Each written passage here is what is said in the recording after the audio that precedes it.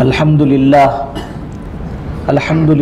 Kaffa व सलामुन अला इबादिहिल्लज़ीना इस्तफ़ा अम्मा बाद फ़क़द क़ालल्लाहु तबारक व तआला फ़अऊज़ु बिल्लाहि मिनश शैतानिर रजीम बिस्मिल्लाहिर रहमानिर रहीम सुम्मा अफ़ीक़ू मिन हैसु अफ़ाज़न नासु वस्तग़फ़िरुल्लाह इन्नल्लाह गफ़ूरुर रहीम। सदक़ल्लाहुल अज़ीम। वक़ाल नबी सल्लल्लाहु वसल्लम अलैहि अल हज्जुल मबरूर लैसा लहू जज़ाउन इल्लल जन्नह औ कमा क़ाल सल्लल्लाहु अलैहि वसल्लम। अल्लाहुम्मा सल्लि अला मुहम्मदिन फ़ी अव्वलि कलामिना अल्लाहुम्मा सल्लि अला मुहम्मदिन फ़ी औसति कलामिना अल्लाहुम्मा सल्लि अला मुहम्मदिन फ़ी आखिरी कलामिना। मोहतरम हुज्जाज इकराम भाइयों और हमारी माएँ बहनें, अल्लाह ताला का फ़ज़ल है, करम और एहसान है कि अल्लाह ताला ने एक मुक़द्दस फ़रीज़े के लिए हमें यहाँ जमा फ़रमाया। अल्लाह इसे कबूल भी फ़रमाया और आसान भी फ़रमाया। जिस घड़ी का हमें इंतज़ार था वो घड़ी शिद्दत से हमारी तरफ आ रही है। 7 ज़िलहिज्जा, और जैसे बतलाया गया इंतज़ामी उमूर के एतबार से कि मग़रिब के बाद एहराम की तैयारी करना है, गुस्ल वग़ैरह से फ़ारिग़ होकर के जो है एहराम अपने कमरे में ही बैठकर बांधना है। 7 ज़िलहिज्जा को एहराम बांधना है और अपने कमरे ही से फ़ारिग़ होना है, अपनी ज़रूरतों से। जो भी ज़रूरत है हमारी तो अपने रूम से ही फ़ारिग़ होना है और इशा से पहले पहले हम एहराम की हालत में हो जाए। एहराम की नीयत ना करें, बस जो है गुस्ल से फ़ारिग़ होकर के एहराम पहन लें और एहराम पहन कर के जो है 2 रकात नमाज़ पढ़ लें। पहली रकात में कुल या अय्युहल काफ़िरून, दूसरी रकात में कुल हुवल्लाहु अहद। उसके बाद जो है इशा की अज़ान, नमाज से फ़ारिग़ होने के बाद जो है खाने से फ़ारिग़ हो जाए और खाने से फ़ारिग़ होने के बाद जैसे बतलाया गया है कि फ्लोर वाइज आवाज़ दी जाएगी बाकायदा कि पहले नंबर वाले, दूसरे नंबर वाले, तीसरे नंबर वाले, फ्लोर के एतबार से, तो वो तरतीब से उतरे और उतर करके बस में बैठ जाए। जब बस में बैठ जाएं उस वक्त में नियत करें तो ज़्यादा बेहतर है। और उस वक्त में नियत ये की जाएगी कि अल्लाह अल्लाहुम्मा इन्नी उरीदुल हज्ज फयस्सिरहु ली व तक़ब्बलहु मिन्नी, कि अल्लाह मैं हज का एहराम बांधता हूँ या मैं हज का एहराम बांधती हूँ, इसे कबूल फरमा और आसान फरमा। नियत होते ही फ़ौरन जो है तलबिया पढ़ना है। जब भी तलबिया पढ़े 3 दफ़ा तलबिया पढ़ा जाएगा। मर्द हजरात जो है बुलंद आवाज़ से पढ़ेंगे और हमारी माँ बहनें जो हैं वो धीमी आवाज़ से, आहिस्ता आवाज़ से, इतनी भी आहिस्ता आवाज़ से नहीं कि कोई खुद भी ना सुन सके, कम अज़ कम अपने तलबिये को हम खुद सुन सकें, इतनी आवाज़ से तो कम अज़ कम वो पढ़े। तलबिया पढ़ने के बाद जो है खाली ना बैठे रहे बल्कि पढ़ते रहे। जब मीना आ जाए तो मीना में जा कर के अपनी क़याम गाह पर जैसे बतलाया गया है उस तरतीब से जो है अपनी क़याम गाह पर जा कर के वहाँ क़याम कर ले। और रात को क़याम से फ़ारिग़ होने के बाद सुबह के वक्त में अज़ान होगी, अज़ान के बाद जो है अपनी नमाज की तैयारी, बल्कि उससे पहले ही कर ले नमाज की तैयारी। कभी कभी हालात के एतबार से, चूँकि बहुत सारे हुज्जाज होते फ़ारिग़ होने के लिए, तो ऐसा नहीं कि बिल्कुल 6:30 साढ़े 4 बजे या 4:35 को जमात होगी। थोड़ा बहुत उसके अंदर आगे पीछे की गुंजाइश होती है हुज्जाज की सहूलत के लिए, लेकिन इतनी भी गुंजाइश नहीं होती कि नमाज का वक्त ख़तरे में आ जाए। दरमियानी राह कभी भी अच्छी होती है, इसलिए नमाज की तैयारी कर ले। फजर की नमाज के बाद फिर जो है तलबिया पढ़ते रहें। आराम का तकाज़ा है, आराम कर ले, ज़रूरियात से फ़ारिग़ हो जाए। दिन भर जो है 5 नमाजें हमें वहाँ अदा करनी है। फजर होगी, ज़ोहर, असर, मगरिब, इशा। और जैसे यहाँ से बतलाया गया था कि इशा के बाद जैसे इंतज़ामी उमूर में बतलाया गया कि हमारा जो वक्त है रेलवे स्टेशन से गुज़रने का वो 7:30 से 8:30 के दरमियान है, तो उससे पहले जो है अपनी ज़रूरतों से फ़ारिग़ हो जाए। इशा की नमाज़ अव्वल वक्त में पढ़कर खाना शायद उससे पहले हो जाए। इशा की नमाज़ पढ़ते ही फ़ौरन जब कहा जाए चलना है तो साथ में अपने घर वालों को लेकर बहुत मुख्तसर सा ज़रूरत का सामान लेकर के वहाँ से चले। और जैसी तरतीब बतलाई गई हैं वो जो ट्रेन की बेल्ट की वो टिकट है हमारा, तो वो हमारे साथ हो, हमारे पास हो बाकायदा। उसको जैसे पहनाया गया उसको वैसे ही पहन ले। थोड़ी दिक्कत हो रही तो बर्दाश्त कर ले, क्योंकि वो कोई शौक़ के तौर पर नहीं बल्कि हिफाजत के तौर पर और ज़रूरत के लिए पहनाया गया है। इसलिए जो है उसको अपने हाथों में पहने रखें और जब वहाँ पहुँच जाए अरफात के मैदान में तलबिये का खूब एहतमाम रखें दौरान सफ़र, और वहाँ अपने खैमे में जाकर के जैसी तरतीब बतलाई है कि हम वहाँ ज़िंदगी गुजारने के लिए नहीं गए हैं, दोस्ती और ताल्लुकात बढ़ाने के लिए नहीं गए हैं, किसी से दीनी फ़ायदा होता है तो ठीक है, बाकी तो सब हाजी हमारे हैं, हम सबके हैं। इस तरीके से वहाँ पर क़याम करें कि हमारे किसी अमल से किसी को तकलीफ़ ना हो, हमारे किसी अमल से किसी को तकलीफ़ ना हो, और किसी की तकलीफ़ हो जाए तो उसको बर्दाश्त कर ले। कोई तकलीफ़ आ जाए, कुछ अगर तकलीफ़ हो गई, किसी की तरफ से कुछ धक्का बुक्की अगर हो गई, या कोई अगर ऐसे किस्म के अल्फाज है, हाजी है अभी हज करने के लिए निकले, 2-4 महीने पहले से, 1-8 साल पहले से नीयत की होगी, लेकिन नीयत करने के बाद रोज़ाना तरबियत के लिए थोड़ी ना कहीं गए थे, खाली शनिचर इतवार कहीं क्लास होती थी, तो उसके अंदर भी आम तौर से जो है यही बताया जाता है कि मीना में क्या करे, अरफात में क्या करे, कैसा रहे, हज को जाने से पहले कितना अपने आप को चेंज करे, हज के बाद कितना चेंज करे, ये बहुत कम जगह बताया जाता है, इल्ला माशाअल्लाह। तो इसके लिए ऐसा नहीं है कि जितने आए हुए हैं सारे के सारे नबी के बच्चे हैं, सारे के सारे नबी के औलाद है, ऐसा तो नहीं है। बिगाड़ हर एक में थोड़ा बहुत होता है, मुझ में कुछ ज़्यादा है, आप में कुछ कम है। तो जब ये क्राउड का जब वक्त आता है, इज्तिमाइयत की ज़िंदगी जब आती है ना, जॉइंट फैमिली के ज़्यादा मसाइल होते हैं, तना रहो तो कोई मसला ही नहीं है, लेकिन जॉइंट रहोगे तो मसाइल पैदा होते हैं। तो ऐसे ही जब भी क्राउड की जगह पर जाएंगे तो कुछ ना कुछ अपने मिजाज के खिलाफ पेश आएगा।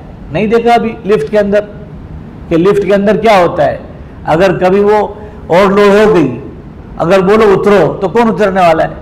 मैं तो पहले से आया हुआ, मैंने तो यहाँ एग्रीमेंट पेपर बना लिया है, मैं यहीं रहने वाली हूँ, मैं यहीं रहने वाला हूँ, कौन उतरने वाला है?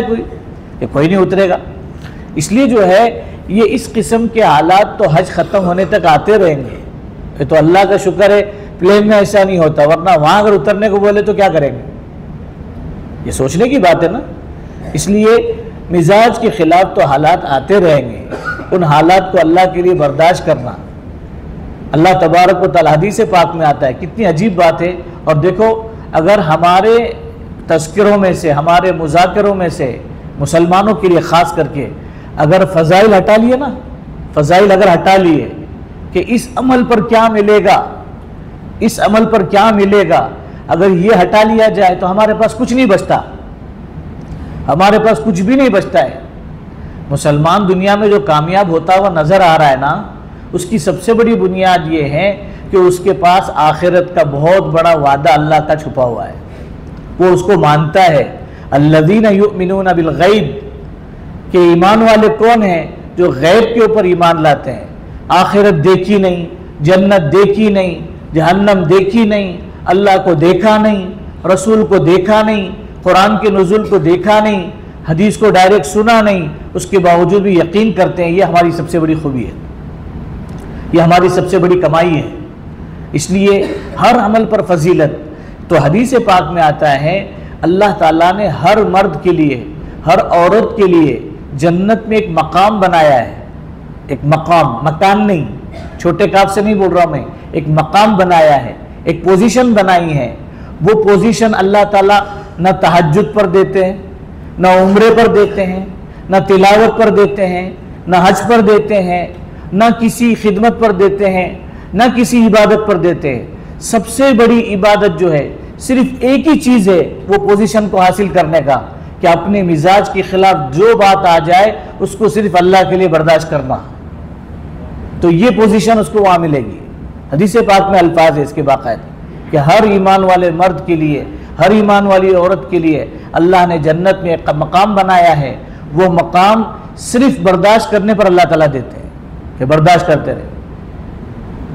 हज़रत हुसैन रज़ी अल्लाह तआला अन्हु के ख़ानदान में एक आगे चल कर के उनके पोते या नवा से वो कहा जाएगा, वो गुजरे हुए हैं, जिनको कहते इमाम ज़ैनुल आबिदीन रज़ी रहमतुल्लाह अलैह। इमाम ज़ैनुल आबिदीन रहमतुल्लाह अलैह, उनके बारे में आता है कि तवाफ़ कर रहे थे, तवाफ़। तवाफ कर रहे थे, तो तवाफ करते हुए एक शख्स जो है उनको बहुत गंदी गंदी किस्म की गालियां दे रहा था। कहाँ गालियां दे रहा था? मताफ में, बैतुल्लाह शरीफ के पास। किसको दे रहा था? इतना बड़ा वक्त का इमाम ज़ैनुल आबिदीन रज़ी अल्लाह तआला, कोई मामूली शख्सियत नहीं है। उनकी तारीख और सवाने पढ़े तो पता चलेगा कैसे कैसे लोग गुजरे हुए हैं। जब वो तवाफ कर रहे थे और रुमाल डला हुआ था, जैसे अरब हजरात रुमाल डालते हैं ना इसे, तो ये रुमाल डला हुआ था और वो गालियां देता जा रहा। जब उससे बर्दाश्त नहीं हुआ तो उसने रुमाल हटा कर कहा, हजरत ये गालियां मैं सब आपको दे रहा हूं, आपको ये गालियां मैं सब आपको दे रहा हूं। तो उन्होंने मुस्कुराते हुए जवाब दिया, हाँ हाँ प्यारे, बर्दाश्त भी मैं तुझी को कर रहा हूं, बर्दाश्त भी मैं तुझी को कर रहा हूं। फौरन कदमों में पड़ करके माफी मांगी और अपने वक्त का बहुत बड़ा आलिम बनकर दुनिया से मरा है। तो बर्दाश्त करने पर अल्लाह ताला ने सामने वाले को हिदायत दे दी, सही जिंदगी दे दी। तो मामूली चीज नहीं है किसी को बर्दाश्त करना। और हमारा बर्दाश्त करना क्या है? क्या बर्दाश्त करना है?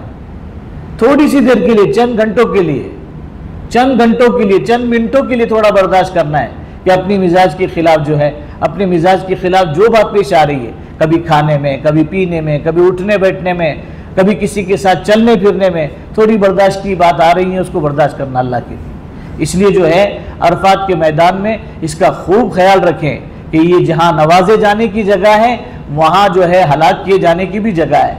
अल्लाह ना करे, अल्लाह ना करे, खुदा ना खास्ता किसी का दिल दुखा दिया हमने, किसी के साथ बदतमीजी कर दी, किसी के साथ बदसलूकी कर दी, तो उसका अंजाम भी फिर हर एतबार से वैसे ही आएगा जैसे हमने उसके साथ सलूक किया है। इसलिए अल्लाह के लिए बर्दाश्त करने का एहतमाम करें। फिर उसके बाद फजर की नमाज से फरागत के बाद जो है तकबीर तशरीक के पढ़ने का एहतमाम करें। तकबीर तशरीक, तकबीर तशरीक क्या चीज़ है? ये तकबीर तशरीक जो है ना, ये वो चीज़ है कि जब हज़रत इब्राहीम अलैहिस्सलाम अपने बेटे हज़रत इस्माईल अलैहिस्सलाम को ज़ुबा करने के लिए लेके जा रहे थे, ज़ुबा करने के लिए, बाज़ी किताबों में ये बात मिलती है कि ज़ुबा करने के लिए जब ले जा रहे थे तो उस वक्त में जब ज़ुबा करने के लिए बिल्कुल लिटाया, अभी छुरी चलने को है, छुरी चलने को है, उसी वक्त को और उसे लम्हे को देखकर फरिश्तों ने, और बाज़ी किताबों में पता चलता है कि हज़रत जिब्राइल अमीन ने फौरन कहा अल्लाहु अकबर, अल्लाहु अकबर। जैसे हम लोग क्या होता है ना, अगर किसी का कोई नुकसान होने वाला होता है, कोई गिर रहा होता है, तो बोलते अरे बाप रे, तो अरे बाप रे कोई दुआ तो है नहीं, अल्लाहु अकबर, अल्लाहु अकबर, ताज्जुब की जगह पर ये जुमले कहे जाते हैं। तो उन्होंने ये जुमले कहे फरिश्तों ने, अल्लाहु अकबर, अल्लाहु अकबर। तो हज़रत इब्राहीम अलैहिस्सलाम ने जब सुना तो उसके जवाब में फरमाया ला इलाहा इल्लल्लाहु अल्लाहु अकबर, मैं कोई बहुत बड़ा काम नहीं कर रहा हूँ, अल्लाह ही की रज़ा के लिए कर रहा हूँ, मेरे सामने तो सिर्फ अल्लाह ही की ज़ात है, अल्लाह ही को खुश करने के लिए मैं ये अमर कर रहा हूँ। फिर जब अल्लाह ताला के हुक्म से हज़रत जिब्राइल अमीन वो मेंढा या जन्नत का दुम्बा या जन्नत का जानवर जो भी था वो लेकर के आए और हज़रत इस्माईल अलैहिस्सलाम बच कर के जब खड़े हो गए तो फौरन कहा अल्लाहु अकबर वलिल्लाहिल हम्द, तमाम तारीफ उसी अल्लाह के लिए जो बुलंद बाला व आला व आरफा है। तो ये तकबीर तशरीक है, इतना ऊंचा अमल।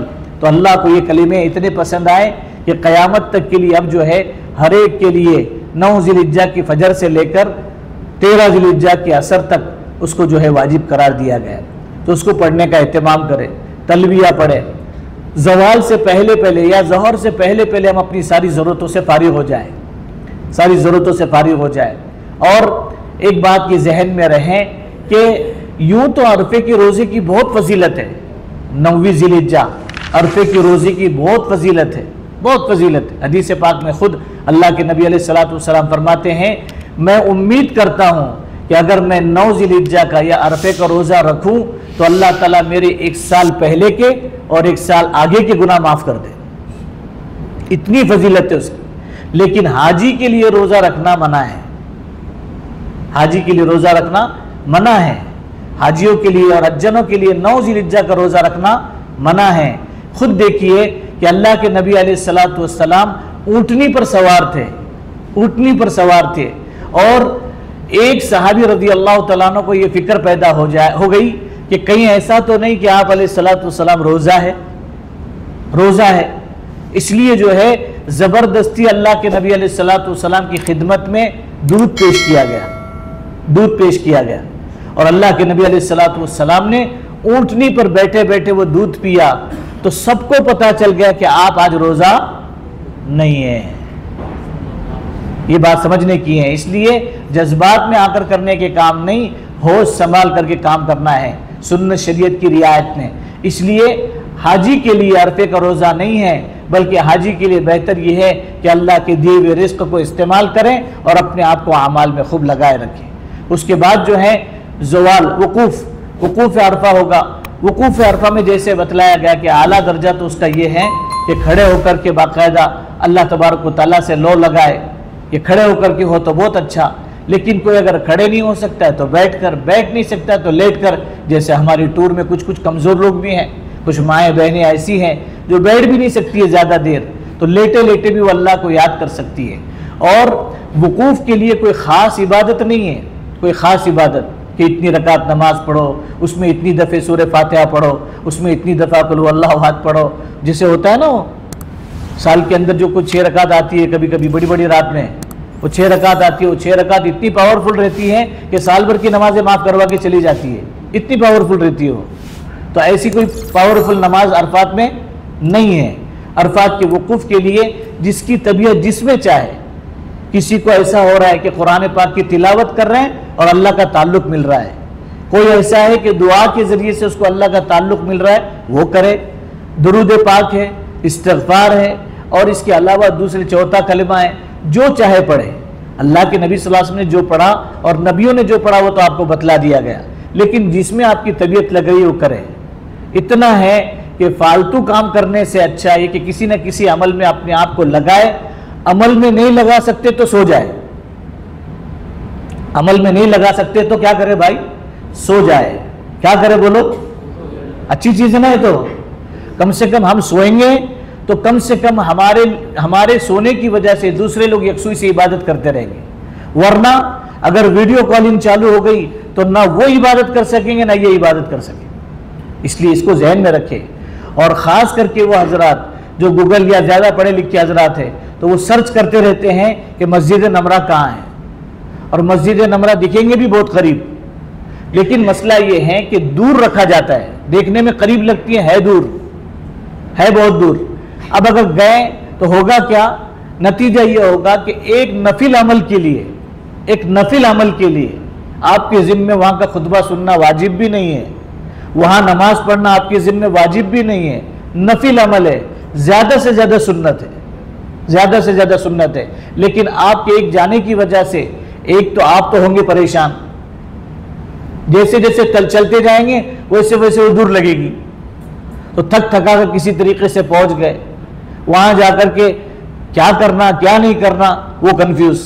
उसके बाद घर वालों को बोल करके गए तो घर वाले इंतजार में, अभी तक आए नहीं, अभी तक आए नहीं, अभी तक आए नहीं, अभी तक आए नहीं। नतीजा ये हुआ कि ना खुद ने इबादत की ना घर वालों को इबादत करने दिया। तो शैतान बहुत चालाक है, और शैतान जो है बहुत यानी ऐसा है कि वो जो है कभी छुट्टी पर नहीं जाता है, वो साल भर ऑन ड्यूटी रहता है, वो साल भर। और जैसे मैंने पहले ही अर्ज कर दिया कल ही कि उसने खुद ने अल्लाह से चैलेंज किया, तो हमारी क्या हैसियत है कि तेरे सीधे रास्ते पर बैठकर उनको बहकाऊंगा। लाक़ुदन्नका सिरातकल मुस्तकीम, लाक़ुदन्न सिरातकल मुस्तकीम, कि तेरे सीधे रास्ते पर बैठकर बहकाऊंगा। तो उस चक्कर में नहीं पड़ते हुए हमारे लिए मस्जिद नमरा हमारा खैमा है। यकसुई के साथ आप इबादत करें, यकसुई के साथ अपने आप को अमाल में लगाए रखें, घर वालों को भी अमाल में लगाए रखें। पहले से ही बता दे, आज ही बता दे कि भाई अब इसके बाद जो हमारा फ़ोन आएगा हाजी बनने के बाद ही आएगा। अभी तक हम हाजी है बोलो, फिर भी बैग के ऊपर लिखा हुआ है, बाज़ लोगों के बैग पर लिखा हुआ है हाजी अब्दुल्ला, हाजी अब्दुल गफूर, हाजी अब्दुल करीम लिख दिया हुआ है। तो चलो अल्लाह ताला बना भी दे आफियत के साथ, लेकिन अपने घर वालों को ये बता दे कि हमारा जो है हज के बाद ही फ़ोन आएगा। घंटों बात करे कोई मना नहीं करता, लेकिन इन दिनों के अंदर ये ज़्यादा चक्कर में नहीं पड़े। छोटे छोटे बच्चों को हम लोग प्यार करते बैठते वो मोबाइल के ऊपर, क्या फ़ायदा उससे। और कीमती अमाल छोड़ रहे जिसके लिए 7-7 लाख, 5-5 लाख, 6-6 लाख, 8-8 लाख, 10-10, 15-15 लाख रुपए डाले हैं और वो काम करते बैठे। इसलिए जो है इसका ख्याल रखें कि अरफात का एक लम्हा भी हमारा ज़ाया ना हो। करेंगे फिक्र इंशाअल्लाह। उसके बाद जो है जब ये बताया जाए कि हमें वहाँ से जाना है तो जाने अच्छा, एहराम की हालत में जो है जैसे और पाबंदियां हैं ऐसे पेस्ट की भी पाबंदियां हैं। पेस्ट वो इस्तेमाल नहीं किया जाएगा, सिर्फ मिसवाक, या अगर बहुत ही ज़्यादा अपने सफाई का फिक्र पैदा हो रहा है और मिसवाक नहीं है तो उस वक्त में ब्रश कर सकते हैं, खाली ब्रश, तो उसके ऊपर कोई किसी किस्म का पेस्ट वगैरह आप देखे होंगे और अभी भी देखते रहोगे कि रास्ते से चलते चलते लोग हदिया देते रहते हैं, हदिया देते रहते हैं। जैसे यहाँ मंगनी में शादी में गए थे, काय के लिए गए थे पता नहीं, तो वहाँ से भी हदिया लेकर के आए हुए, तो ये हदिया देने का इनका मिजाज है, तो हदिया देते रहते हैं। तो उनके यहाँ इसकी रियायत थी, इंसान की ज़रूरत क्या क्या है वो देखते रहते हैं उसको। छतरी और कुरान शरीफ तो पक्का है, छतरी और कुरान शरीफ ये तो पक्का है। अब जैसे जैसे मीना अरफात से गुजरेंगे तो वहाँ भी लोग हदिया देते रहेंगे, कभी कभी उसमें पेस्ट भी आता है, ब्रश भी आता है, तो वो भी मिलेगा। तो इसका ये मतलब नहीं कि वो सब कन्फर्म है कुरान हदीस से कि आप जो है बिंदास करो, इसके अंदर कोई एहराम के ऊपर पाबंदी नहीं आती, नहीं, इसके अपने ऊपर एहराम पर हरज आएगा, इसलिए उससे एहतियात करें। और जब वहाँ से बतलाया जाए कि वहाँ से जाना है तो उस तरतीब से जैसे बतलाया गया उस तरतीब से आहिस्ता आहिस्ता चलकर, यानी हुदूद अरफात ही के अंदर रह करके इंतज़ार किया जाएगा। चूँकि ट्रेन से आना है, हुदूद अरफात के अंदर रहते हुए वहाँ से अपनी ज़रूरत की चीज़ें ले ले, जैसे बतलाया गया, जो जो ज़रूरत की चीज़ें बतलाई गई थी वो साथ में रखें और साथ में रख करके वहाँ से मुज़दलिफ़ा आएँ। मुज़दलिफ़ा आते हुए तलबिये का खूब कसरत से एहतमाम करें, तलबिया खूब कसरत से पढ़ते रहें। और मुज़दलिफ़ा में आकर के जो है रात का क़याम करना है। क़याम में एक तो सबसे पहले जो है मगरिब की नमाज़ पहले अदा करनी है, एक अजान से, अगर जमात के साथ पढ़ी जा रही है तो एक अजान और दो इकामत। अगर किसी ने इकामत नहीं भी पढ़ी तो कोई ऐसे दम का मसला नहीं है कि अगर नहीं पढ़ी तो कोई हरज नहीं। अगर जमात से नहीं पढ़ रही है तो जैसी सहूलत हो वैसी पढ़ ले। अगर कभी बिछड़ गए, अल्लाह ना करे, कहीं इधर उधर हो गए तो डरने की बिल्कुल ज़रूरत नहीं है, डरने की बिल्कुल ज़रूरत नहीं है। इत्मीनान से बाकायदा अपने अरकान को अदा करने का एहतमाम करते रहे, अरकान को अदा करते रहें और अल्लाह से मांगते रहे कि अल्लाह ताला आफियत के साथ, यानी बग़ैर किसी आजमाइश में डाले हुए हमारे अपने जो ग्रुप के लोग हैं उनसे मिला दे। और जो है घबराए नहीं, घबराने से सबसे पहले अकल काम करना छोड़ देती है, अकल काम करना छोड़ देती है। और जितना इंसान का जो ये होता है ना खुद का कॉन्फिडेंस, वो ख़त्म होना शुरू हो जाता है, जिसकी वजह से फिर क्या होता है, करने के काम नहीं सोचते, दूसरे काम सोचते रहते हैं। इसको बोलो ना, उसको बोलो ना, इसको फ़ोन लगाओ ना, उसको फ़ोन लगाओ ना, अल्लाह से ताल्लुक़ कट गया। अब ये सबके हो गए, अल्लाह के नहीं है, इसलिए जो इसका ख्याल रखें। फिर वहाँ से जो है एक तो ये सोने से पहले पहले ईशा की नमाज़ पढ़ ली, मगरिब की पढ़ ली और ईशा की नमाज़ पढ़ ली साथ में, और ईशा की नमाज़ के बाद तकबीर तशरीक, मगरिब की नमाज़ के बाद तकबीर तशरीक, और उसके साथ साथ ईशा की नमाज से फारिग होने के बाद जो है हमको जो है उसकी सुन्नतें पढ़नी है। मगरिब के बाद की सुन्नतें भी जब पढ़ी जाएगी और ईशा के बाद की सुन्नत और वितर भी जो है उसी वक्त में पढ़ी जाएगी। वो पढ़ करके फिर सोने से पहले कोई ज़रूरत खाने की है तो खाना खा ले, कोई चीज़ अगर है वहाँ पर तो वो खा ले, इस्तेमाल कर ले। और अगर उसकी ज़रूरत ना हो तो सोने से पहले पहले जो है कंकरियाँ चुनना है। कितनी कंकर चुननी है? 70 कंकरी चुननी है। तो वो ले करके बाकायदा उसको धो करके अपने पास महफूज रख ले और रात को आराम कर ले।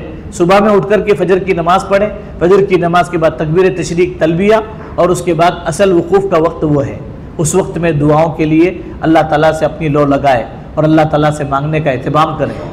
अपने अपने अल्फाज में अपनी अपनी दुआएं मांगते रहें। लोग वहाँ से गुजरते रहेंगे, आते रहेंगे। कभी कभी ऐसा होगा यहीं बाजू में कुछ लोग पड़ाव डाले हुए हैं, ये भी ज़ोर से दुआ कर रहे हैं, बंगला ज़ुबान में दुआ कर रहे हैं, ये चाइनीज़ में, हिंदी, सिंधी, चिंदी सब एक साथ होते हैं। तो कोई ऐसे किसी को बोल भी नहीं सकते, ज़रा हाजी साहब आहिस्ता, ऐसा किसी को हम बोल नहीं सकते, बल्कि उसी के अंदर अपने आप को बर्दाश्त करते हुए अल्लाह ताला से अपना ताल्लुक़ जोड़ने की फ़िक्र करना है। मांगने का सबके लिए वही वक्त है, सबकी वो सुनने वाला है, सबके दिल के जज्बात को जानने वाला है। इसलिए जो है ऐसा भी नहीं कि वो उर्दू में मांग रहा है तो हम उस पर आमीन कहें। सबकी ज़ुबानें अलग अलग होती हैं तो वो अपनी तरतीब से मांग रहे होते हैं। तो ऐसे हमें भी अपनी तरतीब से अल्लाह ताला से लो लगा करके मांगते रहना है। जो मांग सकते हो मांगते रहे, जो मांग सकते हो मांगते रहे। एक किताब पता नहीं पीडीएफ में आई कि नहीं पता नहीं, मेरे इल्म में नहीं है, लेकिन अगर मांगना नहीं आता है तो वो छोटी सी किताब, जैसे मैंने कल बताया कि उसको मैंने तरबियती कैंप में भी बताया था कि उसका हेडिंग है मांगो उस खुदा से जो देता है खुशी से। ये किताब है, ये उर्दू में भी है और हिंदी में तो मुझे पता नहीं, इंग्लिश में भी मालूम नहीं आई कि नहीं आई। तो ये तो उसको देख करके भी पढ़ सकते हैं, मांग सकते हैं। कभी कभी ऐसा होता है कि मांगना बहुत चाह रहे हैं लेकिन क्या मांगे समझ में नहीं आता है। ऐसा आप लोग को नहीं होता है, खाली मुझे होता है, बराबर ना?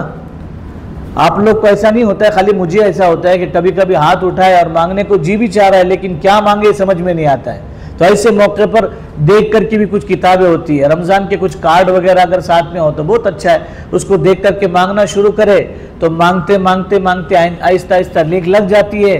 फिर इंसान को अल्लाह ताला दिल में डालते रहते हैं कि ये भी मांग, ये भी मांग, ये भी मांग। बहुत घटिया बात है कि इंसान सिर्फ दुनिया मांगे, ये मुसलमान की शान नहीं है। या अल्लाह मेरे बेटे को अच्छी नौकरी दिला दे, मेरे बच्चे को अच्छी छोकरी दिला दे, और मेरे बच्चे को एक बच्चा दे दे, एक बेटा दे दे, एक बेटी दे दे। ये तो बहुत हल्की सी दुआ है, बहुत हल्की सी दुआ है, बहुत हल्की सी दुआ है। बल्कि ये मांगे अल्लाह तबारक व तआला से जिससे आप खुश हो जाते हो वो दे दीजिए। आपके नबियों ने, मकबूल बंदे बंदू ने जो मांगा है वो मुझे दे दे। तो उन्होंने सिर्फ दुनिया नहीं मांगी है बल्कि दीन मांगा है, अल्लाह ताला से दीन मांगा है। अल्लाह आज के बाद मैं कभी इंशाअल्लाह दाढ़ी नहीं काटूंगा, मुझे उसकी तौफीक दे दीजिए। अल्लाह मुझे ऐसी तौफीक दे दीजिए कि मैं नमाज के वक्त में नमाज छोड़ करके जीना भी चाहूँ तो मेरे लिए जीना मुश्किल हो जाए। आफियत के साथ मुझे 5 वक्त का नमाजी बना दें, आफियत के साथ मुझे 5 वक्त की जो है इबादत करने वाली बना दीजिए। कि अल्लाह ताला से मांगना। तो दीन के बारे में अल्लाह ऐसा क्यों नहीं मांगते?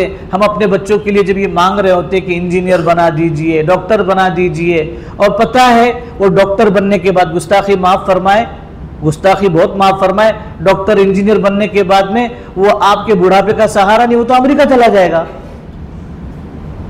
वो तो अमेरिका चला जाएगा। आपको तो एक वक्त की रोटी भी कोई नहीं देने वाला है। तो क्या मांगा था? अगर अल्लाह से शिकायत भी करे तो अल्लाह कहेंगे तूने तो मांगी थी ना अरफात में, तूने तो मांगा था ना अरफात में। तो ऐसा क्यों नहीं मांगते? अल्लाह मेरे बेटे को मुहद्दिस बना दे, मुफस्सिर बना दे, हाफिज कुरान बना दे, दुनिया भी दे दे, दीन भी दे दे। ये क्यों नहीं मांगते? आफियत के साथ दे दे, ये क्यों नहीं मांगते? ऐसी चीजें मांगनी चाहिए कि जो हमारे मरने के बाद भी हमारे काम आवे। दुनिया तो मुकद्दर की अल्लाह ने तय कर रखी है, वो तो हो करके रहेगा। देखो ना, हजरत उस्मान इब्न अफ़्फ़ान रज़ी अल्लाह तआला अन्हु दुनिया से जाकर कितने साल हो गए, कितने साल हो गए। अल्लाह के नबी अलैहिस्सलातु वस्सलाम के दामाद है, 2 बेटियां आपने अलग अलग मौके पर निकाह में दी हैं, लेकिन आज तक उनकी प्रॉपर्टी बिल्डिंग की शक्ल में है और उसका पैसा अकाउंट में जमा होता है बाकायदा। चले गए हुए सहाबा इकराम रिज़वानुल्लाह तआला अजमईन ने मेहनतें करके दुनिया आबाद नहीं की, दीन आबाद किया, जिसका नतीजा ये है कि मौत तक हाजी खजूर कयामत तक ले जाते थक जाएगा, लेकिन कभी सुनने में आया मार्केट डाउन हो चुकी है, मार्केट में खजूर खत्म हो गई, ऐसा सुनने में कभी आया? तो अल्लाह ताला देने वाले हैं, इसलिए जो है अपनी दीनी ज़रूरत को ज़्यादा मुकद्दम रखे, अपने दीन को अल्लाह ताला से मांगे। और साथ साथ जो है जब वकूफ़ का वक्त ख़त्म हो जाए या उससे पहले बता दिया जाए कि हमें जाना है, तो वहाँ से फ़ौरन जो है फिर ट्रेन से हमको सफ़र करके जो है जमरात पर जाना है। तो जमरात पर जाने के लिए फिर ताकीद से मैं अर्ज़ करूँ कि देखो इस बात का बहुत ख्याल रखें कि कम से कम सामान होगा तो हमारे लिए जाना आसान है। अगर अल्लाह न करे थोड़ा भी हमने कोई बोझल वाला सामान ले लिया, और अगर उस वक्त में या तो बैग छोड़नी पड़ेगी या हमको छोड़ना पड़ेगा, बैग छोड़ना पड़ेगी या हमको छोड़ना पड़ेगा, ग्रुप को छोड़ देना पड़ेगा। और उतना वक्त नहीं होता है कि उसको समझा सके, इतना वक्त नहीं होता है। उनकी अंग्रेजी एकदम अलग और उनकी अरबी एकदम अलग। उतना समझाते वक्त वो कुछ नहीं जानते, वो सिर्फ ऊपर के ऑर्डर को जानते हैं, बस कि ऊपर से ऑर्डर हमारे लिए क्या आया है। इसलिए कम से कम सामान हमारे साथ हो, कितनी भी पसंद चीज आ जाए सब छोड़ करके जाना है ना। यहाँ नहीं छोड़ेंगे तो जर्मनी में छोड़ेंगे या परभनी में छोड़ेंगे, नांदेड़ में छोड़ेंगे या कहीं और छोड़ेंगे, तो छोड़ करके तो जाना ही है। तो उन सब चीज़ों पे क्या दिल लगाना जो ऐसी फना होने वाली है, ख़त्म होने वाली है। तो इसके लिए जो है कम से कम सामान हमारे साथ हो। फिर जमरात पे जब जाएंगे तो जमरात पर जाने के बाद एहराम की हालत में तलबिया कसरत से पढ़े, और उसके बाद जब उतर करके सब साथ में चले तो साथ में जाने के बाद सबसे पहले कौन से जमरे को कंकरी मारनी है? बड़े को, बड़े शैतान को कंकरी मारनी है। कल थोड़ी सी मेरी बताने में कुछ चुकमुक हो गई, तो अब उसका सही तरीका ये है जो मैंने अर्ज किया कि इस अंदाज से हम खड़े हो कि ये उल्टे हाथ की तरफ लेफ्ट हैंड इस तरफ जो है मक्का मुकर्रमा या काबा आ जाए, थोड़ा सा क्रॉस किबला है, किबला वो तरफ जो जमरात पर थोड़ा सा क्रॉस है, तो इस तरफ आ जाए और इस तरफ मीना के खेमे आ जाए। इस तरीके से जब हम खड़े होंगे ना तो वहां से कंकरी मारना हमारे लिए बहुत आसान है। सीधे हाथ की तरफ मीना के खेमे और उल्टे हाथ की तरफ काबा, ये अगर आ गया तो हमारे लिए बहुत सही तरतीब होगी कंकरी मारने की। और अगर कहीं से भी किसी ने मार दी, लेकिन अगर कंकरी अंदर गिर गई तो वो उसकी कंकरी काउंट होती है, और अगर अंदर नहीं गिरी है, कॉलम को लगकर रिटर्न आई है, तो वो जो है काउंट नहीं होगी। और दूसरी बात ये समझना है कि वो सिर्फ निशान है जो कॉलम बनाया हुआ है ना, ओरिजिनल शैतान बोलो भाई नहीं है। अगर दिखा तो रुकेंगे क्या? ओरिजिनल शैतान दिखा तो रुकेंगे क्या? कभी कभी तो अपने साये से डर जाते हैं हम लोग, अपने साये से डर जाते हैं। तो जो है अगर कभी वो उसको उस समझ करके नहीं मार रहा है कि ये शैतान है, बल्कि अल्लाह का हुक्म, नबी का तरीका उसको कमजोर करता है, उसको मारता है, असल वो है। तो जिस तरतीब से हमें नकल बतलाई है, उस नकल पर अगर हमने कोशिश की तो अल्लाह तबारक व तआला उसको जो है असल जो मकसूद है उसको कमज़ोर करना वो अल्लाह कर देंगे। लेकिन ये क्योंकि आप देखोगे वहाँ पर मारते वक्त में लोग कैसे कैसे अंदाज से मार रहे होते, तो वो समझ रहे होते कि ओरिजिनल यही है, ओरिजिनल यही है। तो ओरिजिनल वो नहीं है, एक निशानदेही है खाली, इसलिए उसको जहन में रखें।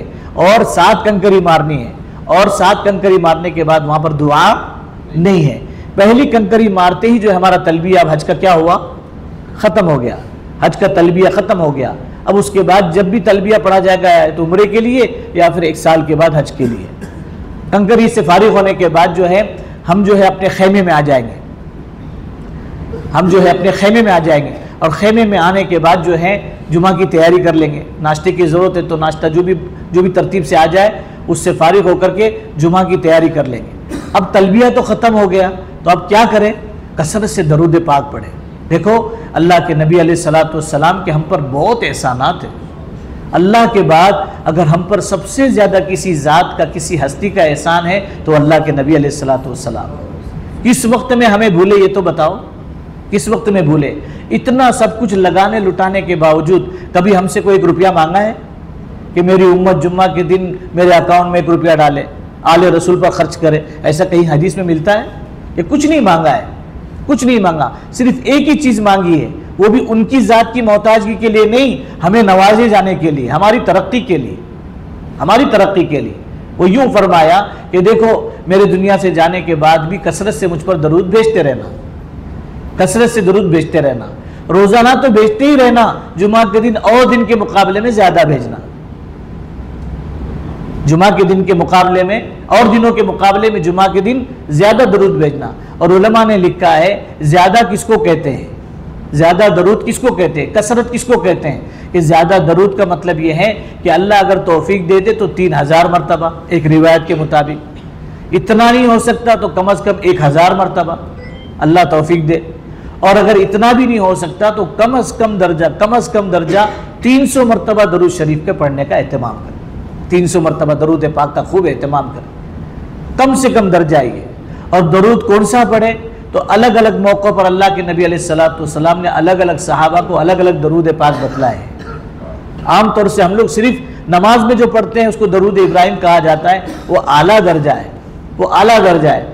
लेकिन अगर उसके अलावा अलग अलग मौके पर एक सहाबी रसूल सल्लल्लाहु अलैहि वसल्लम उनकी हैसियत को देखा आप अलैहिस्सलातु वस्सलाम ने कि न ये ज़्यादा याद रख सकते हैं न ज़्यादा पढ़ सकते हैं, तो उन्होंने जब पूछा कि या रसूल अल्लाह सल्लल्लाहु अलैहि वसल्लम आप पर मैं कौन से अल्फाज से दरूद भेजूँ, तो सबसे छोटा दरूद आप अलैहिस्सलातु वस्सलाम ने उनसे फरमाया सल्लल्लाहु अला नबीयिल उम्मी वसल्लम, सल्लल्लाहु अला नबीयिल उम्मी वसल्लम, सल्लल्लाहु अला नबीयिल उम्मी वसल्लम। ये दरूद पाक पढ़े। तो जो भी दरूद हो, जिसमें भी सहूलत हो, वह एहतमाम से पढ़ते रहे, कसरत से दरूद पाक का एहतमाम करें। दरूद पाक के एहतमाम के बाद जो है जुमा की तैयारी, और जुमा की नमाज हम इंशाअल्लाह वहाँ खेमे में अदा करेंगे। और जुमा की नमाज के बाद जो है खाने का इंतज़ाम, खाने के बाद जो है अपने मामूलात में लगे रहें। सूरह कहफ की तिलावत है, सूरह कहफ की तिलावत, हदीस पाक में इसके बड़े फ़ज़ाइल आए हैं। अल्लाह के नबी अलैहिस्सलातु वस्सलाम ने फरमाया कि देखो हर उम्मत पर एक बड़ा बड़ा फितना आने वाला होता है और हर नबी उससे उनको डरा रहा होता है, और मेरी भी उम्मत पर एक बहुत बड़ा फितना आने वाला है और मैं भी तुमको उनसे डराता हूँ। सब नबियों ने सिर्फ डरा कर छोड़ दिया, मैं उसकी निशानी और नाम भी बतलाता हूँ, वो दज्जाल का फितना है। वो दज्जाल का फितना है। क्या फितना है? मैं एक थोड़ी सी बात अर्ज कर दूं खाली कि वो फितना इतना ज़बरदस्त ख़तरनाक फितना होगा। सिर्फ एक मिसाल से अगर आप पता चला ले, खाली एक ही एग्जाम्पल, कि वो उसके हाथ में जन्नत भी होगी और दोज़ख भी होगी। जो उसको मानेगा अल्लाह को इनकार करके वो उसकी जन्नत में जाएगा, और जो उसको नहीं मानेगा अल्लाह ताला का इकरार करेगा वो उसकी जहन्नम में जाएगा। तकलीफें आएगी कुछ ना कुछ। जब वो चलेगा रास्ते से तो उसके साथ दो फरिश्ते होंगे। हम सुन रहे हैं? कौन होंगे? दो फरिश्ते होंगे। अब दो फरिश्ते जो होंगे ना, तो वो जो है कितना मिसगाइड होगा देखो। यानी दुआ करने की चीज़ है कि अल्लाह ताला आफियत के साथ हक दिखा, हक समझा, हक पर चला, हक की हिफाजत के लिए कबूल फरमा, हक वालों के साथ हमारा हशर फरमा। ये मामूली दुआ नहीं है, इतनी ज़बरदस्त दुआ है कि वो जब चलेंगे साथ में, तो साथ में चलते चलते लोग पूछेंगे कि तू खुदा है? तू खुदा है? तो जो है वो फरिश्ता जो है ना, वो कहेगा कज़िब्ता। सीधे हाथ वाला फरिश्ता कहेगा कज़िब्ता, इसने झूठ कहा है, इसने झूठ कहा है। लेकिन ये फरिश्ते की आवाज कोई नहीं सुनेगा, ये फरिश्ते की आवाज कोई नहीं सुनेगा। सुन रहे? समझ में आ रहा है? ये सीधे हाथ वाले फरिश्ते की आवाज कोई नहीं सुनेगा, वो किसी को सुनाई नहीं देगी। लेकिन इसके जवाब में ये बोलेगा सदकता। क्या बोलेगा? सदकता। उल्टे हाथ वाला फरिश्ता बोलेगा सदकता, तूने सच कहा। तो उल्टे हाथ वाले ने किसका जवाब दिया? बोलो, सीधे हाथ वाले फरिश्ते का। लेकिन ये सुनाई देगा पब्लिक को, और ऐसा मैच हो जाएगा जैसे मोबाइल के ऊपर मैच किया जाता है ना, इधर की रिकॉर्डिंग उधर तड़ जोड़ करके किसी तरीके से जोड़ा जाता है, तो पब्लिक ये समझेगी कि अरे वाह वाह वाह, फरिश्ते भी इसकी खुदाई का गवाही दे रहे हैं, फरिश्ते इसकी खुदाई की गवाही दे रहे हैं। तो कितना जबरदस्त फितना होगा, कितना जबरदस्त फितना होगा। ये तो मैंने छोटी सी मिसाल पेश की, बहुत लंबी चौड़ी तफसील है जिसको बाकायदा एक मुल्क के बहुत बड़े आलिम, पड़ोस के मुल्क के बहुत बड़े आलिम मुफ्ती अबू लुबाबा ने बहुत 3 हिस्सों के अंदर उसको तफसील से लिखा है। बाकायदा 3 पार्ट है किताब के, दज्जाल कौन कब कहाँ। तो ये तरतीब से बाकायदा वो फितना। लेकिन हदीस पाक में आता है, एक सहाबी है हजरत तमीम दारी रज़ी अल्लाह तआला अन्हु, ये वो सहाबी है जिन्होंने कुफ्र के ज़माने में दज्जाल से मुलाकात की, उससे मिले, बाकायदा उससे बातचीत की, और उसके बाद फिर जो है जब मदीना मुनव्वरा आए, वहाँ आकर इस्लाम में दाखिल हुए और अल्लाह के नबी अलैहिस्सलातु वस्सलाम को पूरी कारगुजारी सुनाई। तो सहाबा ने फरमाया, अर्ज़ किया, या रसूलुल्लाह सल्लल्लाहु अलैहि वसल्लम, हम जाकर दज्जाल का मुकाबला करेंगे, उसको ख़त्म कर डालें, उसको ख़त्म कर डालें। तो अल्लाह के नबी सल्लल्लाहु अलैहि वसल्लम ने फरमाया, नहीं, तुम ये काम नहीं कर सकते हो, अलबत्ता उससे बचने के लिए चंद अमाल हैं। उसमें सबसे पहला अमल क्या है कि हर जुमा को सूरह कहफ की तिलावत, हर जुमा को सूरह कहफ की तिलावत। अगर पढ़ना आता है बहुत अच्छी बात है, नहीं पढ़ना आता है तो कम से कम मुहद्दिसीन ने लिखा है शुरू की 10 आयतें और आखिर की 10 आयतें, इसके पढ़ने का तो रोज़ाना मामूल बना ले। रात के वक्त में पढ़े ज़्यादा अच्छा है, रात के वक्त में पढ़े तो ज़्यादा अच्छा है, इससे फितनों से बचा रहेगा इंसान। तो इसलिए जुमा के दिन सिर्फ ऐसा नहीं कि मीना में जुमा आया है इसलिए सूरह कहफ पढ़ रहे हैं, बल्कि यहाँ पढ़ने की बरकत से अल्लाह ताला, हो सकता है अल्लाह ताला मौत तक की पाबंदी भी नसीब फरमाए। इसलिए जो है जुमा के दिन सूरह कहफ के पढ़ने का एहतमाम करें। और उसके बाद जो है और भी सूरतें पढ़ने की फजीलत हदीस पाक में आई हैं। और उसके बाद ज़रूरत हो तो आराम कर लें, आराम कर दे उस वक्त तक जब तक कि हमारे कुर्बानी की खबर ना आए। जब कुर्बानी की खबर आ जाए और इत्मीनान हो जाए तो उसके बाद अपना हलक करा लें, अपना हलक करा लें। और माँ बहनें हमारी वो जो है वो कसर करा लें। और ये जहन में रहे कि जिनके बाल छोटे हैं वो ये सोच रहे हैं कि भाई अगर मशीन से कर ले तो क्या, कल तो इतना डरा है आपने, तो अगर मशीन से कभी कर लिए तो चलेगा कि नहीं चलेगा। तो उसमें भी ये जहन में रहे कि अक्सर हिस्सा बाल का कटना चाहिए, बाल का कटना चाहिए। एक बात तो ये। दूसरी बात ये है कि अल्लाह के नबी अलैहिस्सलातु वस्सलाम ने हलक करने वालों के लिए 3 मरतबा और कसर करने वालों के लिए, मशीन चलाने वालों के लिए 2 मरतबा मग़फ़िरत की दुआ की है। तो अल्लाह के नबी सल्लल्लाहु अलैहि वसल्लम की दुआ किसको कितनी चाहिए वो देख ले खुद ही। अगर वो मोहताज है अल्लाह के नबी की दुआओं का, हम तो अपने इमामों की कदर करने वाले लोग हैं, अपने इमाम साहब को, कि हमारे इमाम साहब माशाल्लाह, देखो ना हमारे इमाम साहब आए तो उनको कोई चाय पिलाता है, कोई खाना खिलाता है, कोई कपड़ा पहनाता है, कितने उनके इकराम करते हैं। ये तो इमामों की इमाम है, नबियों की इमाम है, सैयदुल अंबिया वल मुरसलीन सल्लल्लाहु अलैहि वसल्लम।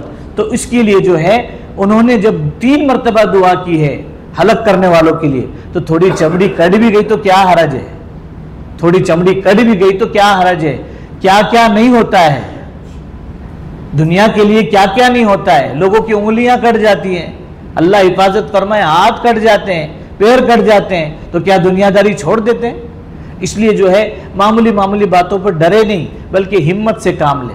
इसलिए हलक ज़्यादा अफजल है, हलक ज़्यादा अफजल है कसर के मुकाबले में मर्दों के लिए, और औरतों के लिए, माँ बहनों के लिए जो तरतीब बतलाई गई है वो तरतीब। और हलक के लिए आपस में एक दूसरे का भी कर सकते हैं। हालांकि हम एहराम की हालत में हैं, तब भी हम जो है एहराम से निकलने की नीयत से उस हालत में भी एक दूसरे का हलक कर सकते हैं, इसमें कोई मसला नहीं है।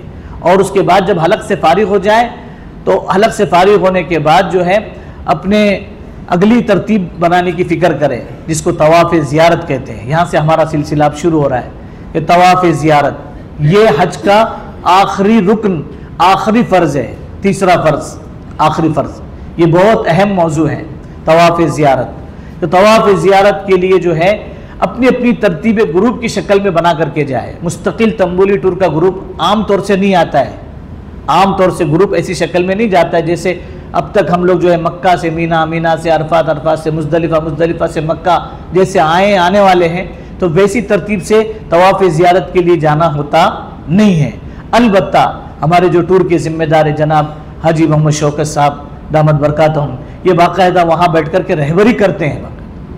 सुनने के लिए और अमल करने के लिए सुनेंगे तो फिर करना आसान हो जाएगा, लेकिन अगर बहस करने के लिए बैठेंगे कि कैसा क्या, ऐसा कैसे क्या होता, क्या ऐसा कहीं जाते, क्या हम लोग क्या है, क्या रहने वाले हैं क्या, तो फिर तो कुछ होने वाला नहीं है। और ये हज इनका जो है, इनके टूर की तरतीब का जो है वो 33वां या 34वां हज है तकरीबन, नहीं 42, माफ़ करना, 42वां हज है। तो इससे पहले, आपसे पहले जो हाजी आकर के गए हैं, तो वो तो जो है और भी ज़्यादा खस्ता हालात में आए, यानी टेक्निकल इतना फास्ट नहीं, टेक्नोलॉजी इतनी फास्ट नहीं, और बहुत ज़्यादा मुजाहिदों के साथ उन्होंने भी तवाफ़ ज़ियारत किया कि नहीं किया, किया ना। तो जब हम सहूलत के ज़माने में आए तो हमें करने में क्या हर्ज है। इसलिए जो है जो तरतीब बतलाई जाए उस तरतीब से बाकायदा सुने और उसको चाहे तो लिख ले, और अगर अल्लाह ना करे, खुदा ना खास्ता, सफ़र के दौरान कुछ दुश्वारी पेश आ जाए तो फ़ोन के ज़रिए से भी आप रहबरी ले सकते हैं। लेकिन ये है कि उसको ज़्यादा जहन में रखें कि हमें तवाफ़ ज़ियारत अपनी तरतीब से करना है, अपनी जोड़ी के साथ, अपनी जोड़ी को लेकर के जा कर के करना है। और अगर वो पाकी की हालत में है और अगर उज़्र की हालत में है तो उन्हें यहीं खैमे में छोड़े रखें और आप जा कर के अपना फरीज़ा अदा करके आएँ। वो एहराम की हालत में रहेगी। जब उनका जो तवाफ़ ज़ियारत का मसला, वो एहराम की हालत में, कसर के बाद तो ख़त्म हो जाएगी एहराम की हालत, लेकिन पाबंदी बाकी रहेगी ताल्लुकात की।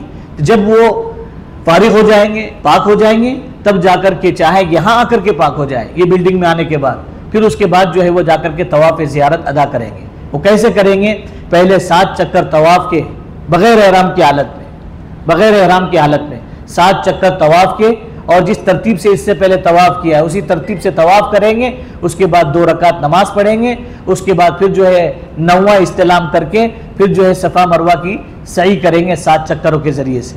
इस तरीके से करना है। चाहे उसके लिए उनको 15 तारीख हो जाए, 20 तारीख हो जाए, जाने से पहले पहले जब भी वो पाक हो जाए तो इसका एहतमाम करे कि वो अपनी तवाफ़ और अपनी सही का एहतमाम करे, उसको अदा करने की फ़िक्र करे। कोई मसला अगर हो तो तन्हाई में आकर के पूछे और उसके मुताबिक अमल करें। और हम अपने तवाफ़ ज़ियारत से फारिग होने के अंदर इसका ख्याल रखें कि आम तौर से अपने अपने इलाकों में लोगों ने ये समझाया होगा कि मीना के अंदर वापस रात गुजारना फ़र्ज़ है।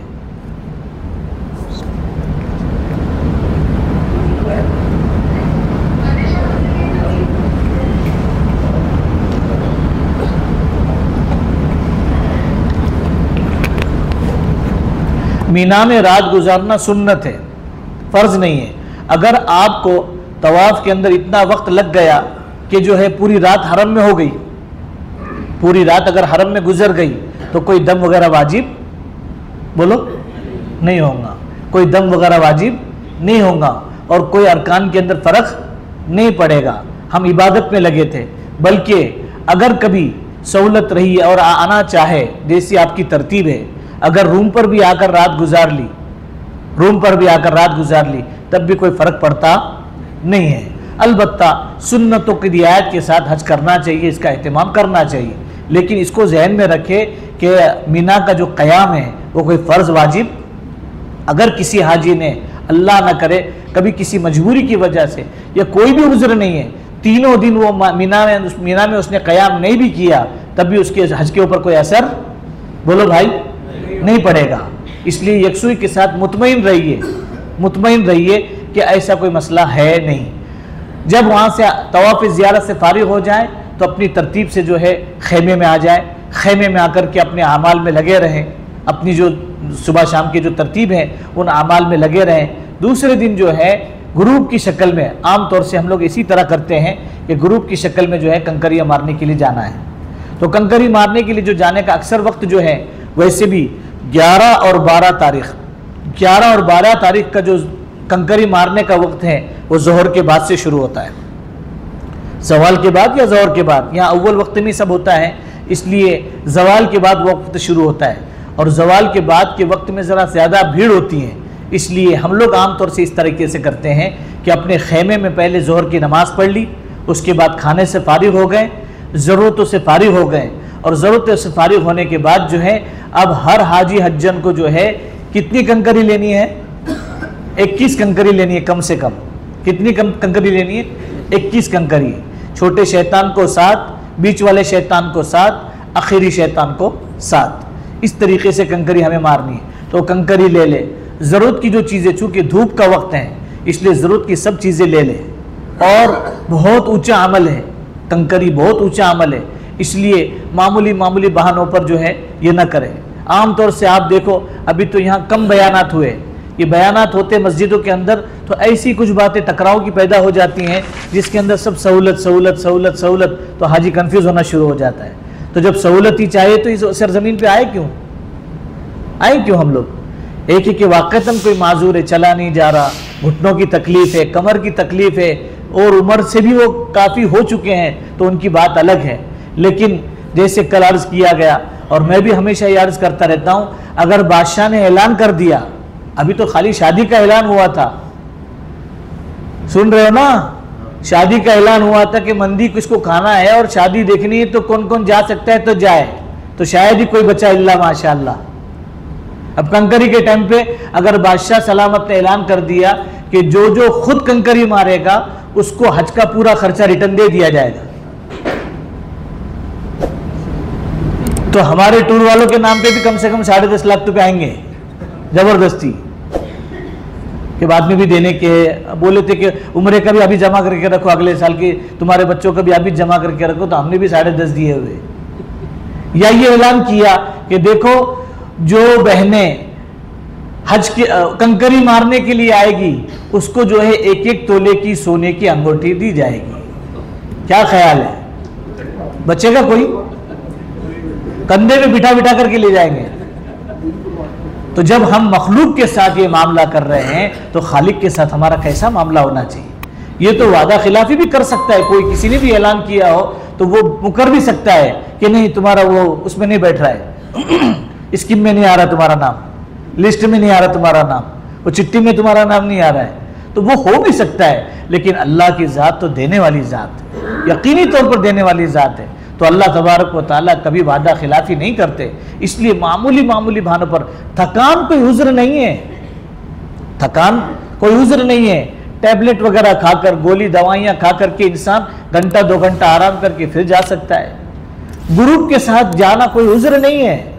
भाई हमको बता दो किस तरतीब से जाना है, हमारा अमल है, तो हम जो है धूप में जाने की बजाय रात को जाएंगे। मगरिब के बाद भी मारी जा सकती है, कोई मकरूह नहीं है, बल्कि इसकी वैलिडिटी बहुत बड़ी है।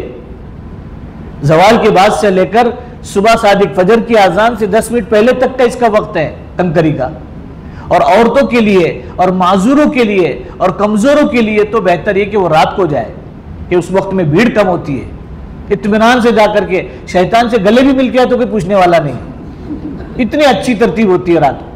तो धूप उज्र नहीं है, भीड़ उज्र नहीं है, थकान उज्र नहीं है, इसको समझ ले अच्छी तरीके से। ये अभी आप लोग सर हिला रहे बहुत अच्छी तरीके से, लेकिन आप इतने अंडर प्रेशर हो जाएंगे वहां जाने के बाद, खेमे में जाने के बाद, मुजदलिफा से आने के बाद, कि हर तीसरा आदमी आकर के पूछना शुरू कर देगा, मुफ्ती साहब वो घर वालों को चलने को नहीं आ रहा था, उनको चलने को नहीं आता मेरा बिल्कुल। और वो चलने को नहीं आता कब पता चलेगा? जब हज के बाद मार्केटिंग का वक्त शुरू होगा ना, तब पता चलेगा कि चलने को आ रहा था कि नहीं आ रहा था। हाँ, इसलिए जो है वो बहुत अल्लाह ने सलाहियत रखी है। और 97 में जो आग लगी थी पता है ना आप लोग, 97 में तो हमारे मोहल्ले के कुछ लोग थे उसमें, तो मस्जिद के इमाम साहब भी थे एक, तो वो इमाम साहब जो है उन्होंने देखा कि वो ग्रुप का एक साथी कोई बीमार हो गया, तो इमाम साहब ने दो तीन घंटे पहले जो है अपने साथियों से कहा कि चलो यार अपना मुक्तदी बीमार है, जरा जाकर के उसकी इयादत करके आएंगे मीना के खेमों में, जब खाना वाना वहाँ बना सकते थे तो उसकी इयादत करके आएंगे। तो वो लेटे लेटे ही इमाम साहब से माफ़ी मांग रहा है, इमाम साहब माफ़ करना, बेअदबी को माफ़ करना, मैं उठ नहीं सकता, बिल्कुल उठने की ताकत ही नहीं मेरे अंदर, बिल्कुल मैं बहुत कमज़ोर हो चुका हूँ, इमाम साहब मेरे को माफ़ कर दीजिए। तो इमाम साहब ने तसल्ली दी, अरे भाई कोई परेशानी की बात नहीं है, आप बीमार हो तो हम लोग तो देखने के लिए आए, दुआएं वगैरह पढ़ ली और इत्मीनान वाली तसल्ली वाली बात करके वहाँ से निकले। इमाम साहब बोलते कि अभी तो मैं जो है आधा किलोमीटर भी नहीं चला था, चंद कदम चला था और आवाज आई कि आग लगी आग लगी, तो हमारे से 2 किलोमीटर आगे ये पहुंच चुका था। कौन? जो अभी उठ करके मुसाफा नहीं कर सकता था, तो 2 किलोमीटर आगे ये पहुंच चुका था। तो इतनी सलाहियत है उम्मत के अंदर, तो इसके लिए जो है इसका ख्याल रखे भाई, कंकरी खुद मारे, कंकरी खुद मारे, अल्लाह ना करे, अल्लाह ना करे, खुदा ना खास्ता। कल जैसे मैंने एक अम्मा को देखा कि बेचारे रो रहे थे असर के बाद, असर के बाद ऐसा रो रहे थे हिचकियाँ बंद बंद करके, और ये शायद हमारे ग्रुप के नहीं है, यानी इसमें है, अपने खेमों में होंगे शायद, तो वो इतना हिचकियाँ बंद बंद करके रो रहे थे कि उनके घर वाले मिलकर के उनको तसल्ली दे रहे थे कि अम्मा फिक्र मत करो, अल्लाह सब आसान कर देंगे, सब आसान। तब मैं इतनी दूर आई, मेरी चाहत है कि मैं खुद सब काम करूँ, मैं खुद सब काम करूँ, और तकरीबन मेरे ख्याल से शायद मेरा अंदाज़ा है कि 80 से ऊपर है, 80 से ऊपर है, लेकिन जज्बात जवान है, अल्लाह की इबादत के जज्बात पूरे जवान है कि मैं चाहती हूँ कि सब काम मैं अपने हाथ से करूँ। तो होगा कि नहीं होगा, वो बेचारी ये कर रहे थे। इसलिए जो है हम जो है ऐसे बिल्कुल अल्लाह ताला, हज क्या है, हज जो है ना अल्लाह से इश्क है, इश्क जिससे इश्क होता है ना, फिर वह कोई चीज़ नहीं देखी जाती है, कोई चीज़ नहीं देखी जाती है। इसलिए जो है इसका एहतमाम करें हम कि कंकरी अपने हाथ से मारें। जब वहाँ पहुँचेंगे तो वहाँ पहुँचने के वक्त में साथ में हमारे साथ वो छोटी बैग, हर एक को जो है तंबोली टूर की तरफ से एक ऐसी छोटी बैग भी दी गई है जो हरम शरीफ में ले जाने के लिए आमतौर से ले जाने की तरतीब होती है, तो वो छोटी बैग हमारे साथ हो। वहाँ ये बैग नहीं होना चाहिए जमरात पर, जो कल बताई गई ना, जो हमारी मीना की बैग है, उससे छोटी वाली एक बैग दी है, ज़रूरत की जिसमें सामान हो, कोई खाने पीने की चीज़, पानी की 2-3 बोतलें, कंकरी, छतरी, और उसके साथ साथ वो जो कैप, अभी तो एहराम का वक्त ख़त्म हो चुका है तो कैप भी साथ में रखें, और भी ज़रूरत की जो चीज़ें हमारे मुसल्ला वो हमारे साथ रहें, और वो साथ में लेकर के वहाँ से चले। जब उसका वक्त आ जाए कंकरी मारने के लिए, जो वो जो होता है ना इलेक्ट्रॉनिक जो सीढ़ियाँ होती है, जब उस पर चढ़ने का वक्त आ जाए तो उससे पहले अपनी छतरियाँ बंद कर दे। ये भी बाकायदा हाजियों को बोलना पड़ता है, सिखाना पड़ता है, उनके अफराद मिलिट्री के होते हैं, बाकायदा बोलते यानी एक्शन से समझाते हैं, छतरी बंद करके एक ही बताते हैं कि ऐसा करो करके। प्लेटफॉर्म आ गया, कॉमन सेंस की बात है कि जहां पर जो है छाव आ रही है, साया आ रहा है, तो वहां छतरी का क्या माना, कोई छतरी का कोई माना नहीं होता है ना। तो इसके लिए जो है इसका ख्याल रखे कि वो आने से पहले छतरी बंद करते, छतरी बंद करते वक्त में ध्यान में रखे कि खुदा ना खास्ता बंद करते खोलते टाइम पे किसी की आंख में ना लग जाए, और खोलते वक्त में भी इसका ख्याल रखे कि छतरी जो है चलते वक्त में भी इसका ख्याल रखे कि किसी को हमारे किसी अमल से तकलीफ ना हो। जब चल रहे हैं तो खाली जाना सुन्नत के खिलाफ है। कंकरी मारने के लिए जब जा रहे हैं तो चलते हुए तीसरा कलिमा है, चौथा कलिमा है, या ये कि कुछ ना कुछ अस्कार करते हुए जाए, यहाँ से बात है, कुछ ना कुछ अस्कार और औरात का एहतमाम करते हुए जाए, कुछ ना कुछ पढ़ते जाए, अल्लाह ताला की याद करते जाए, जिसको अल्लाह ताला ने कुरान पाक में जिक्र किया है कि कज़िक्रिकुम आबाकुम व अशद्द ज़िक्रा, उस जगह पर जब तुम अपने अहकाम से फारिग हो जाओ, अरफात से फारिग हो जाओ, तो फिर क्या करो कि अल्लाह ताला का जिक्र करो, ऐसे जैसे कि तुम अपने आबा और अजदाद का जिक्र करते, या उससे भी ज़्यादा आगे बढ़कर अल्लाह ताला का जिक्र कसरत से करना है। फिर जब कंकरी मारने का वक्त आ जाए तो अपनी तरतीब से घाई गड़बड़ नहीं करने, जो तरतीब बतलाई गई है उस तरतीब से।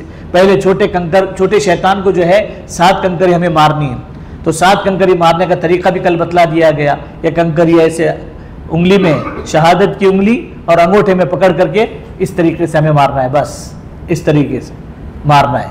और दुआ पढ़नी है, हर कंकरी पर दुआ है, बिस्मिल्लाह अल्लाहु अकबर रग़मन लिश्शैतान व रिज़ल लिर्रहमान, इस तरीके से दुआ मांगना। और उसके बाद 7 कंकरी के बाद थोड़ी सी इज्तिमाई दुआ होती है, वहाँ पर वो दुआओं की कबूलियत की जगह है। अल्लाह के नबी अलैहिस्सलातु वस्सलाम ने वहाँ दुआओं में से एक दुआ ये भी मांगी है, अल्लाहुम्मा जअल हज्जना हज्जम मबरूरा व ज़ंबम मग़फ़ूरा व सअयम मशकूरा, अब आज रिवायत में वो तिजारतन लन तबूर, कि अल्लाह ताला हमारे हज को हज मबरूर बना, हमारे गुनाहों को माफ़ फरमा, हमारी कोशिशों को कबूल फरमा, और ऐसी तिजारत का ज़रिया बना जिसमें घाटा ना हो। तो इस तरीके से मुख्तसर सी उर्दू में अरबी में मिलकर के दुआ मांगते हैं। जितनी देर में वहाँ सिक्योरिटी खड़कने की इजाज़त देती है उतनी देर, जब वहाँ सिक्योरिटी हटाना शुरू कर दे, दुआ ख़त्म करके फ़ौरन बीच वाले शैतान के पास हमें आना है। बीच वाले शैतान को भी जो है 7 कंकरी हमें मारनी है, और कंकरी मारने का तरीका वही जो पहले, और 7 कंकरी एक एक करके मारना है, एक साथ नहीं मारना है। फिर उसके बाद जो है 7 कंकरी से फारिग होने के बाद वहाँ भी थोड़ी सी दुआ होती है बीच वाले शैतान पर। फिर उसके बाद जो है आगे चल करके अगला जो है बड़ा शैतान, वहाँ पर 7 कंकरी हमको उसी तरतीब से मारनी है, लेकिन उसके बाद दुआ नहीं है। ये हमारी कंकरी हो गई कौन से दिन की? आधे लोग बोल रहे 11, आधे लोग बोल रहे 12, और एक हाजी साहब बोल रहे 13। कितने हो गई? 11 तारीख की कंकरी हो गई, 11 तारीख की कंकरी हो गई। कितनी बची है हमारी अभी कंकरी? 21 कंकरी बची है। वो कौन सी तारीख की है? 12 तारीख की। अब कंकरी से फारिग होने के बाद ग्रुप 2 हिस्सों में तकसीम हो जाएगा। जिनके तवाफ़ ज़ियारत बाकी है, जिनकी तवाफ़ ज़ियारत अगर अल्लाह ना करे बाकी है, 10वीं तारीख को नहीं कर सके तो कोई हरज नहीं है, आज भी उसका वक्त है। तो बेहतर ये है, जैसे कल हाजी साहब ने बतलाया कि वहीं से शारे सिद्की नीचे उतरते हैं, तो शारे सिद्की वहाँ पर एक रास्ता है, वहाँ पर से जो है बसें मिलती है या गाड़ियाँ मिलती है आगे जा कर के, तो वो आगे ला करके हमको जो है थोड़ा थोड़ा टप्पे वाइज जो है ला करके हमको हरम तक छोड़ देती है। तो बेहतर ये कि बजाय उल्टा खैमे में आने के वहीं से तवाफ़ ज़ियारत के लिए चले जाए और वहाँ जाकर के तवाफ़ ज़ियारत कर ले और अपनी ज़रूरतों से फारिग होकर के रात में यहाँ पर पहुँच जाए मीना के अंदर। अगर रात में आ जाए तो बहुत अच्छा, अगर रात में आना मुश्किल हो रहा है तो सुबह में भी पहुँच सकते, कोई हरज नहीं है इसमें। लेकिन अपनी तरतीब को पहले अच्छी तरीके से समझ लें, और कार्ड वगैरह और जितनी भी हमारे पास जो चीज़ें हैं जो दी गई है वो हमारे साथ होनी ज़रूरी है। फिर उसके बाद जो है वहाँ आकर के और बाकी के लोग जो है खैमे में आ जाए, जिनके तवाफ़ ज़ियारत हो चुके हैं वो खैमे में आ जाए और खैमे में आकर के अपने मामूलात में लगे रहें। मगरिब की नमाज है, असर की नमाज, मगरिब की नमाज, इशा की नमाज से फारिग होने के बाद खाना, उसके बाद दूसरे दिन जो है फजर की नमाज से फारिग होने के बाद तकबीर तशरीक हर नमाज के बाद पढ़ी जाएगी। और उसके बाद जो है वो एहराम की पाबंदी जो ख़त्म हुई थी ना, जहाँ पर हलक किया था, उसके बाद ब्रश कर सकते हैं, ब्रश कर सकते हैं, उसका कोई मसला नहीं है। लेकिन उसके बाद जो है अब हमारी पाबंदियाँ तकरीबन तवाफ़ ज़ियारत के बाद सारी ख़त्म हो गई। फिर 12वीं के दिन जो है ज़ोहर की नमाज से फारिग होने के बाद खाना, खाने से फारिग होने के बाद फ़ौरन उसी तरतीब पर, जिस तरतीब पर हम पहले गए थे, उसी तरतीब पर जो है हमें कंकरी मारने के लिए जाना है, उसी तैयारी के साथ जाना है। और उस तैयारी के साथ चल करके और जिक्र फिक्र के साथ बाकायदा कंकरी मारने के लिए आएंगे। पहले छोटे शैतान को 7 कंकरी मारी जाएगी, फिर दुआ होगी, फिर बीच वाले कंकरी को, बीच वाले शैतान को 7 कंकरी मारी जाएगी, फिर दुआ होगी, फिर उसके बाद जो है बड़े शैतान को 7 कंकरियाँ मारी जाएगी, उसके बाद दुआ नहीं होगी। उसके बाद जो है आम तौर से ऐसा होता है कि हम लोग 12 तारीख की शाम में वापस आते हैं। किताबों में लिखा है और आपके इलाके में कुछ उलमा ने समझाया भी होगा, कुछ तरबियत वालों ने समझाया भी होगा, मगरिब से पहले पहले निकल जाने का, मगरिब के बाद निकले तो दम वाजिब होता। ऐसा कोई मसला बोलो नहीं है। आधे मुफ्ती तो आप भी बन गए माशाअल्लाह। तो ऐसा कोई मसला नहीं है। वो बेहतर ये है, उस ज़माने में चूँकि भीड़ जो है कंट्रोल में थी, इंतज़ामात अपने हाथ में थे, तो ज़्यादा से ज़्यादा मकरूह होता है, मकरूह मगरिब के बाद निकलना। लेकिन वो भी आज के हालात के एतबार से उलमा ने कुरान और हदीस की रोशनी में उसको वज़ाहत के साथ बतलाया है कि हम जो है